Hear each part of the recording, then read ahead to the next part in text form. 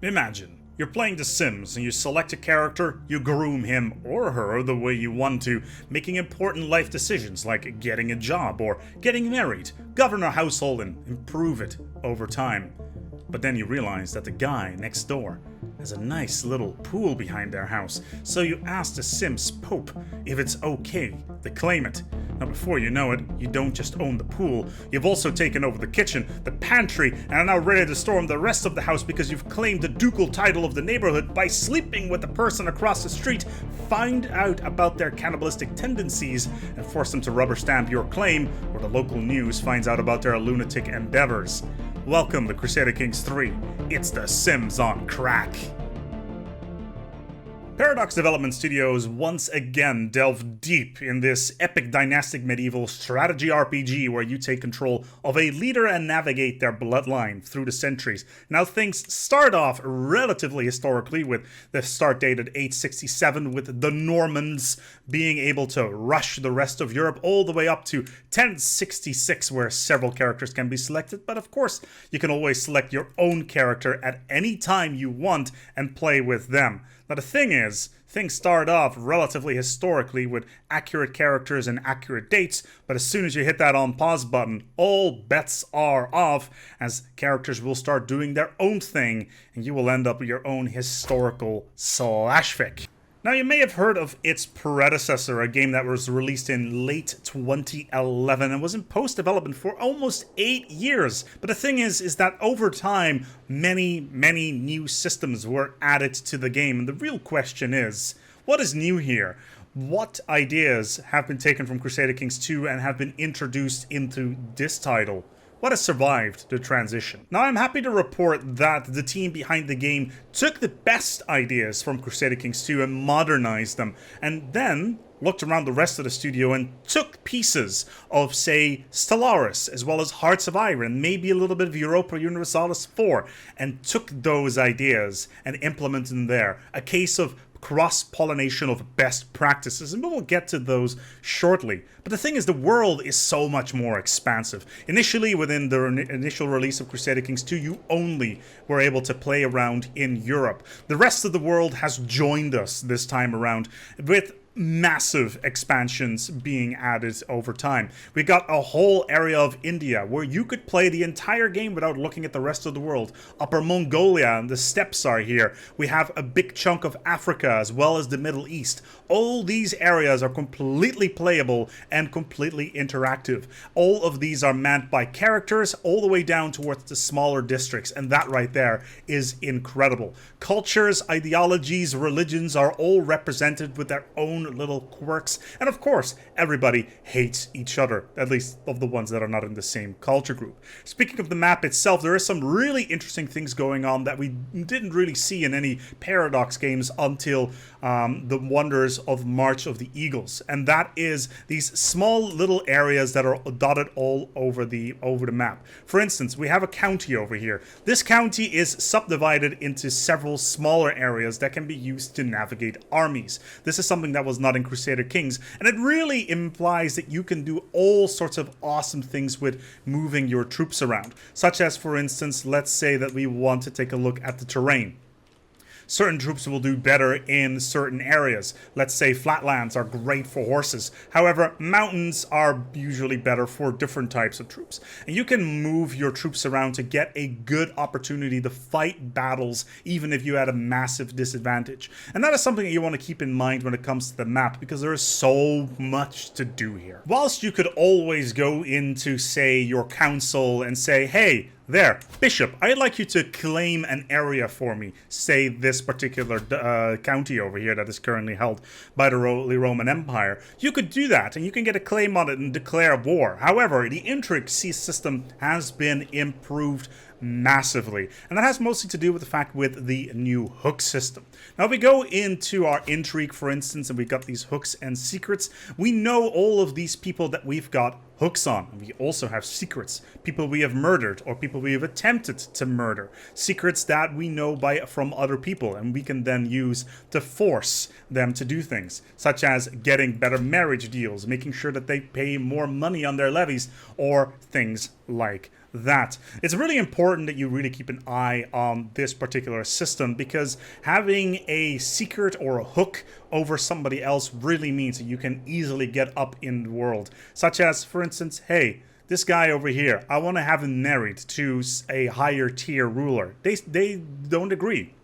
Find out whether or not they have a secret, or even create a secret and then follow it up with, it'd be a shame if everybody found out that you are a brutal cannibalist. And then all of a sudden, you can marry that other person. Such a delight. The intrigue is great. The Game of Thrones, the Song of Ice and Fire is really shining through here. It is pretty much a ladder of chaos. Speaking of chaos, the Crusades are back. It's a little bit too easy to win a Crusade, or at least get a really early claim on a Crusade. The way the system works is that you have a Crusade, and whoever has the highest amount of participation on said Crusade will get to keep the kingdom. Although it's a little bit more complicated than that. For instance, you can say, hey, this member of my dynasty will become the king or queen of this particular area afterwards. And it's a little bit too easy because you know where the Crusade is going to happen. So you could easily raise your armies, send them over towards the destination of said Crusade, wait for the other armies to arrive, and then right before they're ready to claim the territory, move your armies in and take the #1 spot in the participation rate. Especially if you're a very small country, like for instance Holland right now, or the Kingdom of Frisia, you can easily claim vast swaths of territory under your dynasty relatively easy. On top of that, there's also this thing called Renown and Dynasty Legacy. Now over time you will start collecting these points, dynastic points. They're here under the Renown system. You'll get a certain amount of points every single month. In this particular case, it's 2.2.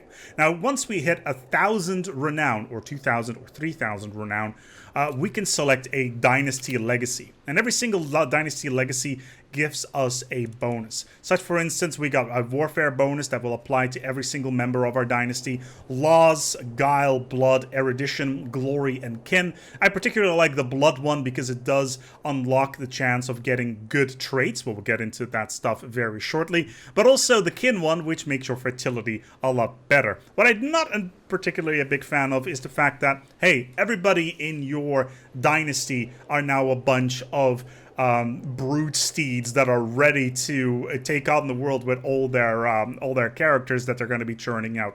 It would have been nicer if there was an event chain per character laying behind some of these so that you wouldn't instantly get all of these modifiers. I'm personally not a big fan of systems where you get free modifier bonuses. It's similar in Stellaris with their Ascension perks, and that is kind of what has been adopted here as well. Thankfully, there's also some gateways here, or gated content, such as being able to unlock private armies by going through some of these dynasties. And all that stuff is really, really good. I just wish there was more stuff that was gated here, like event chains or special things that you can get. A monthly Intrigue lifestyle experience bonus plus 10 is not necessarily the thing I would like. I would like to have more events being behind this. Speaking of events as well as lifestyles, we can go into our character and actually take a look at their lifestyles.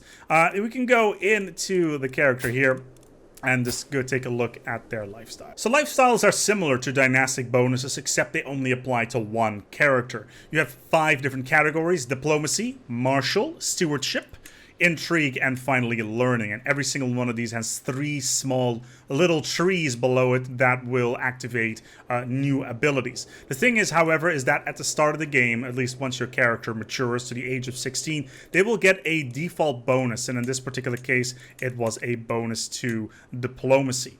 And in addition to getting a bonus to diplomacy, you have to take a family focus. This is a readjustment of the focus system from Crusader Kings 2, which was added through the Way of Life, probably one of the more better expansions. You can get a Foreign Affairs focus, a Majesty focus, or a Family focus, and they will all give you individual bonuses. If you go through some of these trees, they will unlock certain event chains, which by themselves are really, really good. However, at the end, you will unlock a new perk. Now, the thing here is that because of the way the system is set up, and you've got all of these tooltips, you can find yourself out what these perks actually do. So, for instance, I want to find out what a diplomat does. I can go here. Sadly, when it's all grayed out, I can't just go there, which is a bit unfortunate. However, with Patriarch, if I can actually get in there, it's a little bit iffy sometimes. I would really like to know what Patriarch does, but I literally cannot get into the tooltip, which is a little bit unfortunate. So I don't actually know what these things do. Patriarch, however, I do know because I've been playing a reasonable amount of time, and it improves basically your relationship to everybody in your family. So diplomacy unlocks little events towards other rulers. Marshal with army, stewardship, you can build stuff through event chains. Intrigue, you can become a master intriguer. You can also seduce people, which is a big chunk of the game. Learning, you can find out the ways of God, or you can write a book, and as well as all of that, and you can get additional bonuses to your physique.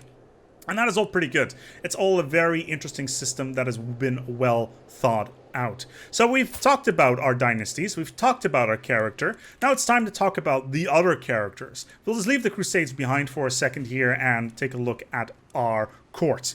Now, our court has a bunch of people inside of it, and we can interact with all of these people. And all of these people have individual little traits attached to them. For instance, here's my wife. She is Irish, I think. Yeah, she is Irish. I don't really keep track of where they're from most of the time because it's not important. You're here for the traits.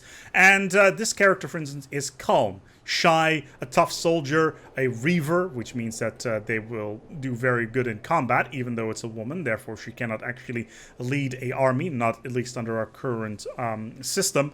And on top of that, she has a bunch of other bonuses. We can interact to them by going to this particular screen, by clicking on it, and, for instance, say we want to befriend our wife, or we want to seduce our wife, or we want to romance our wife. That's fun. How about we try to, I don't know, befriend our daughter? That's cool. How old is she? She is 19 years old. That's pretty good stuff. However, considering my character in this particular case is of the, and I quickly need to take a look here, heterosexual orientation, we can always go towards a neighbor ruler, take a look at their wife, befriend them or seduce them through a little scheme, and find out new things about them.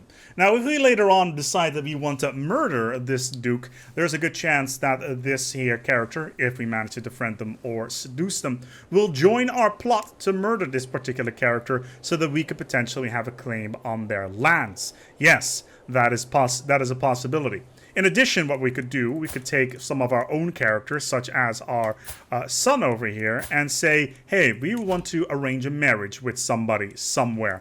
Obviously, we want to get our son to be betrothed. Yes, we're going to marry them off before they are an adult. And of course, we're just going to need to find ourselves a nice small child here that will potentially get a alliance with these guys, specifically Denmark. Now, we could get a matrilineal marriage, which means that all the children of that house will be of the house of the girl rather than the boy, which is something we want to avoid. So in a perfect world, we'd be able to get a hook, as I talked about earlier on, and this of course means that we need to find out a secret about the king over here. But that is also one thing that we want to keep in mind for the future, because heirs come and go, and they are merely fodder for the alliance machine. Meanwhile, over here, though, the war for Jerusalem is still going on pretty hard here. My system is slightly having some problems here, mainly because I'm recording on the same machine at the same time. So let's speed things up a little bit, and let's hope that this crusade will finish up soon, because my troops are currently trying to siege down this here location and trying to get money out of it, because war is good for the coffers. And if we are lucky, we should be able to get the first prize in this war. And that's pretty important, because we want to make sure that we have more territory for our dynasty. Now here's a couple of events. We try to befriend this princess. Yes, we will want to become friends with them. However, we can also gain stress, and stress is a new system that is listed down in here. Every single time we gain stress because we're doing something that does not fit with our character, for instance, we are a just character, I believe. Impatient, where are you? So we are impatient. Because we're impatient, if we don't rush something, we will gain the wonders of, or at least the joys of getting stress. Sadly, our army is now getting raffle stomped into the ground. It doesn't matter. We should have enough points to make this war run properly, because we managed to take Jerusalem for this here crusade. Now the thing is that there is so much going on in the world at all times, with all the characters interacting with each other in pretty much every single way. And we can just continue onwards with the world itself. We can sit in our little kingdom down here within the Holy Roman Empire, or we can focus on the rest of the world. It's always a good idea to focus on your internals before you do anything else. And we just got ourselves a diplomacy life point, so we're just going to unlock the Patriarch point, and we are now a Patriarch. What does that mean? Well, as I said before, it now means that we have improved fertility, reduced stress loss, and on top of that, everybody in our close family as well as our house likes us more. Sadly, not all schemes will run properly. Sometimes it doesn't work all the time, and in this particular case, it didn't go all too well. Therefore, we cannot befriend said character. Thankfully, we can raise more armies and get them ready to move over towards the Holy Land once again. Moving armies does cost money. We have a monthly income, and having raised armies, of course, is pretty expensive. But it's something that we can overcome relatively easily, and we're just waiting for this crusade to finish here.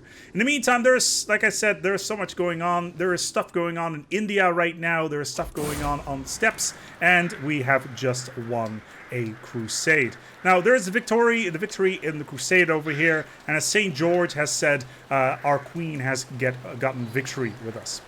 So St. George protects us, and it's a new kingdom. This is a fascinating thing, and this is one of the things that I really like, because we're not taking control of Jerusalem under our main character. We have a character that takes control for us on that family. But of course, we could continue playing as our own character and nothing will change, or we can take control of this character and become the Kingdom of Jerusalem and play underneath this character. And we're not married to anybody, but thankfully, because we are a queen of the Holy Land, there are more than enough suitors here that are ready to take our place beside us. And this right here is really awesome. We start off with a lot of money, a lot of prestige, a lot of piety that we can spend on all sorts of things, and we can declare war on all the other countries that are under other religion around us. Holy wars, that is. And that is really fun. It's really cool, and it really keeps that dynamic. It's another feature that I feel came in from Stellaris, where you can play as a robot empire if there was a robot uprising. That's totally possible in Stellaris, and with Jerusalem being taken now, we can jump into this character, and that is really good. So we're a new character. We can immediately pick a new lifestyle. We're going to go for Intrigue, because that's where we're going to get the biggest bonus from, and we are going to go for the intimidation bonus because we have a bunch of vassals underneath us that could cause problems, because yes, we have vassals here that are potentially problematic, and we want to keep them in line as much as possible. Then of course we immediately have some issues such as low country control in Jerusalem, which means that we are going to get less resources out of it. We're just going to need to get ourselves a marshal and immediately place that marshal onto Jerusalem in order to get our resources rolling here, because there's a lot of money to be made, plus 7.2, and we can always ask the Pope for money as well because of our high piety. But yeah, Crusader Kings, you can pick any character on the map and play with them and have fun. You can play as a Jewish empire, you can play as a Muslim empire, and every single variety in between. It's not locked to Abrahamic religions. You can play as some of the Indian religions, the clans up north. It is all possible, and it's a lot of fun. But this is the question then. Is this a game for you? Should you play this game? If you enjoy strategy games, if you enjoy RPGs, because this is effectively a strategy RPG, then absolutely you should pick this up. If this is something that you think, you know what, I could wait, then that's possible as well. Paradox games are on sale all the time, and it's only a question of waiting. So what is Crusader Kings in the end? It is frankly amazing. It is absolutely massive. It is deep. It is a lot of fun, and it's definitely one of the games that I would want to return to in the future. So yeah, go and pick up this game. It is really, really good, and it really deserves your time. And on top of that, with Paradox's expansion model, this game is going to probably be in development for another 8 years, just like Crusader Kings 2 was, and add even more content slowly but steadily over time. If you're looking at things that like performance, I managed to run this on a i7 from 4 generations ago, from about 2015. It ran perfectly fine with about 10 to 20% load. It uses about 2 to 3 gigs of RAM whilst running, which is perfectly acceptable, and it is a joy to play. Visually, it's so much further ahead of any of the other Paradox games, and it's just an absolute delight. If you feel that this video has convinced you to pick up this game, Crusader Kings 3, feel free to head over towards the brand new store that I've set up in combination with chrono.gg over at nexus.gg. It's a brand new storefront where you can pick up any games, and it supports the channel directly. In addition, you can also pick up any Stellaris content that you may have not picked up, and obviously this is a huge thing in terms of marketing, so I have to tell you that, you know, this is sponsored to a certain degree, and I will get some of those cuts. Again, you don't have to buy anything. If you don't think this game is for you, then just leave it. But if you do feel it and you want to support the channel, this is a good way of doing it. I want to thank my patrons for coming out in droves and making these videos possible. If you want to see more Crusader Kings content in the future, let me know down below, and we will have a lot of fun together, especially with this new army system that came over from, CK2. The retinues are gone, but the man-at-arms are back, which is really awesome. There's so much stuff here! It's so deep, it's so dense, and it's only gonna get better. It's so good. I love it. I absolutely love it. Thank you so much for watching, and until next time, take good care of yourself, and remember, we must take Jerusalem.